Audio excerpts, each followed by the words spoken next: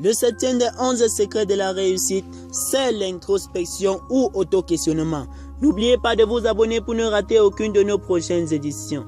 Le septième des 11 secrets de la réussite, c'est l'introspection ou auto-questionnement. Ceci vous permet de réduire au maximum les erreurs et de ne pas nous égarer en chemin.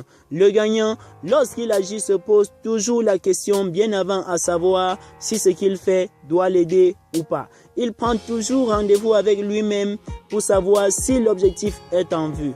Et si l'objectif n'est pas en vue, il se retire simplement et cela ne souffre de rien.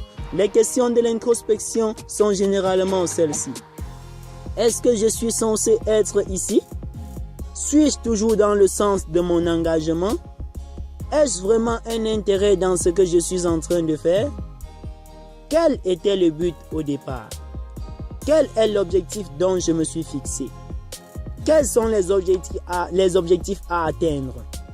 Le sujet dont on parle ou dont on débat serait-il bénéfique pour nous? Ces questions vous permettront de voir par vous-même si vous vous êtes trompé ou pas. Si vous ne vous êtes pas trompé, alors continuez. Et si vous vous êtes trompé, il n'est jamais trop tard. Rentrez et reprenez le chemin. Même si il est tard, alors sachez que mieux vaut tard que jamais. Posez-vous toujours les questions dans la vie, car cela ne souffre de rien. N'ayez jamais honte de reprendre le chemin. D'ailleurs, dites-moi, est-ce que lorsque on tombe, l'idéal pour ne plus jamais tomber est de rester couché au sol? Eh bien non, mais plutôt de se relever et de continuer prudemment vers l'objectif. Je vais conclure tout en prenant un exemple dont nous savons tous.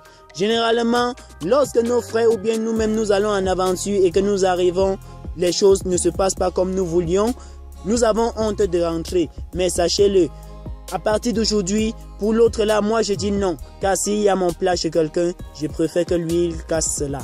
Lorsque nous sommes face à des difficultés, affrontons-les. Et si nous constatons que nous nous sommes trompés, rentrons et reprenons le chemin. Prenons toujours rendez-vous avec nous-mêmes pour réduire au maximum les erreurs.